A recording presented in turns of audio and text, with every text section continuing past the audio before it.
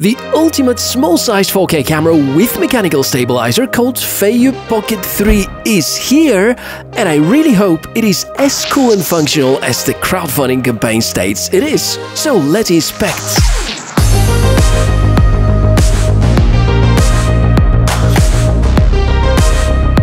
Red flags. This is something I always look around for when I'm choosing the next piece of tech I'm about to buy, and I usually start by reading some reviews by actual buyers, which is something not quite trustworthy these days because each and every month I receive numerous requests to write a 5-star review on Amazon and get a free product in exchange, and this really must stop. The other red flag and a bugger to me are the crowdfunding campaigns, because they're meant to support smaller companies who want to design something new and manufacture it, and they just need money to do that. It looks like lately a lot of big companies are using or misusing crowdfunding campaigns for creating hype. And I can recall the Micro Drone 4.0, something that Ash from the Droning On channel has been warning people about. It's been a complete disaster, or the fiasco around Mokacam, a story I've told you about a few months ago, and because I got an email namely from the Mokacam campaign leaders about the Feiyu Pocket 3, that's been a red flag to me. Feiyu Tech as a company are quite popular in the world of gimbals, and they exist since 2007, so I really doubt they really need some funding in order to produce a product, which obviously is very similar to something that DJI have released on the market a couple of years ago without the need to do any crowdfunding. So this episode is everything about this 4K camera, the pros, the cons, and of course a lot of samples in order to assess the image quality. Feiyu Pocket 3 is clearly supposed to compete with DJI Pocket series at a lower price, at least at launch. It also claims to provide better user experience because of the detachable handle, and I personally think that it could be a fully functional wearable gimbal at the same time. It's rather a niche product, but if done right, might turn into something that many videographers and vloggers would happily use. Let's do the unboxing, and I'm gonna show you the remote handle as well. Without it, I don't believe the product is worth at all. So you can read about some of the specs stamped on the box, or quickly take the unit out, screw in the tripod and see how it feels in the hands. Yeah, it could be used like that, standalone. There wouldn't be any real-time reference display though. If you're curious about the accessories, there's a carrying pouch and the weirdest kind of a gimbal protector I've ever seen in my life. And I promise I'm gonna never ever again complain about DJI's gimbal protectors for their drones. There's the user guide, packed in a not too respectful way. And here's the handle, made out of cheap plastic. It's the one that hosts a color display with the touchscreen functionality and the control buttons. You're gonna notice Feiyu Tech's team actively persuading people it's sort of a must-have, and I tend to agree. The last generation of this product used to have a weird cable between both units. Now it is using a Type-C connector when directly attached, and completely wireless communication when you want to take advantage of being remote. Besides the obvious, I'll have to brief you about the tech specifications so that we better understand what kind of image quality out of the camera is to be expected. Image sensor is Sony IMX577, chipset inside is the iCatch V39M, field of view is around 130 degrees, with lens aperture being fixed at f/2.0, up to 116 minutes shooting time, a 1.3-inch IPS display on the handle, up to 512GB microSD card support, wireless connection option, a smartphone app, and total weight is just below 160 grams. The specs sound really solid. A few key takeaways over here, and we're going to start with the image sensor inside IMX577 by Sony, which was featured up until now in a few Sony Xperia smartphones, and that's the first non-smartphone commercial device hosting the very same image sensor. From the initial assessment of the footage, it does a pretty good job. The system on a chip inside is a bit of a concern because some action cameras are also running it, the SunPlus iCatch V39M, but again, based on what I see so far, I'm pretty happy with its performance. The key selling point of this product is the possibility to control it remotely with this handle, because it's detachable, so theoretically I can do that. It continues to operate and it's wirelessly connected, and you can see that I can control it remotely for within a distance of a few meters, and that's quite an advantage. Some other devices like the DJI Pocket 2 can also do something similar if you connect them to a smartphone, and we can state about the same thing about GoPro and DJI action cameras. So it looks like there's nothing too unique that the Feiyu Pocket 3 can do, but what if it does it in a better way?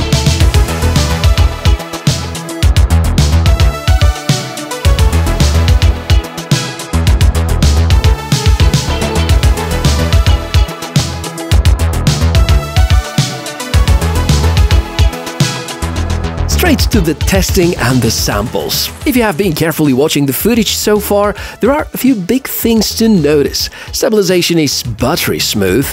The ultra-wide mode looks too wide for my taste, but at the same time it's very much DJI Osmo Action 3-like. And there's a horizon issue in pan-follow mode on some of the footage. This has been initially my biggest disappointment and concern. Luckily, after calibrating the gimbal a few times, it seems to be gone. Hopefully, a firmware update is going to guarantee it won't happen to other people. Concerning the shooting modes, this camera is quite close to the professionals. You're gonna conveniently find 24 and 25 frames per second modes, same with 48, 50 and 60 frames per second. Slow motion is present, some manual exposure controls are there, even the specially developed F-Log mode, which Feiyu provide a conversion LUT about, and preserves a lot more dynamic range that you can utilize in post-production. This is yet another similarity to how DJI Pocket series approaches the pro-grade features. Unfortunately, using this display is a bit of a struggle. My swipes often remain misunderstood, and in order to reach some of the menus, I had to repeat the swiping actions a few times. The menus present are well grouped, won't be too well visible in direct sunlight, so this is, in my opinion, a weak spot. It's nice to see both a zoom control button and a joystick to control the gimbal part, this without having to use extra mods or mounts. You count on a mode button, it switches between the gimbal modes. The power button is the trigger to jump between the camera main modes, so in terms of operation, it's quite well implemented. Battery life is also decent. With the handle, I got more than 70 minutes worth of recording per charge in 4K. The promised close to 2 hours you may reach by using the display not that frequently, and of course recording in a smaller video resolution like just Full HD. During the whole time of shooting, you're gonna see information about the battery status. In case the handle battery is empty, the main unit is going to shut itself off after a few seconds. I find it positive that even without the handle, using the main unit is quite easy and straightforward and has practically no learning curve. If we look into the slow motion footage, obviously not as great as normal 4K, but still usable. 4K 60 is also doing alright. I'm impressed with the quality of the full-time digital zoom. It is of course a digital zoom and there's quality degradation, but the stabilization is remarkably good, and I believe Feiyu used some sort of a hybrid relying on the 3-axis gimbal plus some added electronic image stabilization, which perhaps is triggered by the high-quality mode.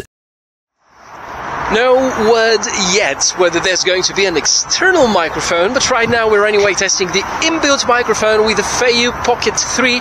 Still, if you think about an external microphone, given the fact there's a USB Type-C port, chances are rather good. I hope it's going to be a matter of a firmware update, but nothing confirmed yet. So, how does the microphone feel on a windy day? Let me know in the comments below. The face tracking is also worth mentioning because it could support a lot of creators that don't have a filming crew and still need an automatic way to record themselves in a more dynamic way.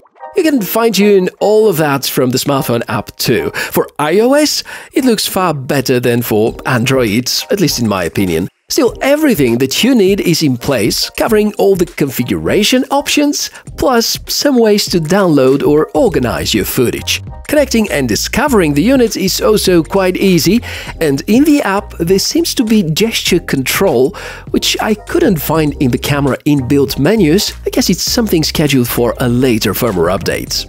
inevitably, we have to see how Feiyu Pocket 3 handles filming when placed side by side with DJI Pocket 2.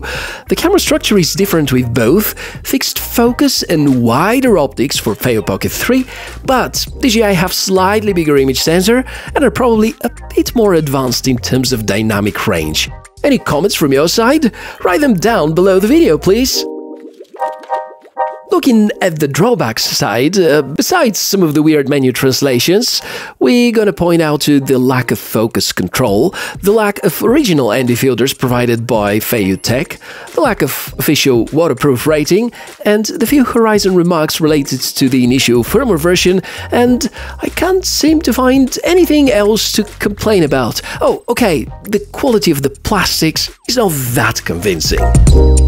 So it looks like, despite the red flags that I spoke about at the beginning, this actually is a pretty good device and seems to be serving quite well. I guess it's going to be a very attractive option for content creators and people who are doing a lot of self-vlogging.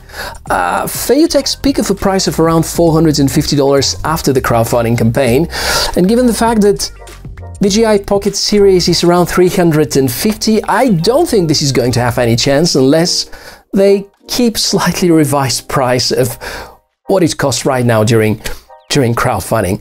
And overall, I'm really happy that Feiyu have addressed most of the things that we criticized about the 2S and have really nicely implemented them into this fully remote capable Feiyu Pocket 3. So do you think it's a good one? Would you prefer it over the DJI Pocket 2?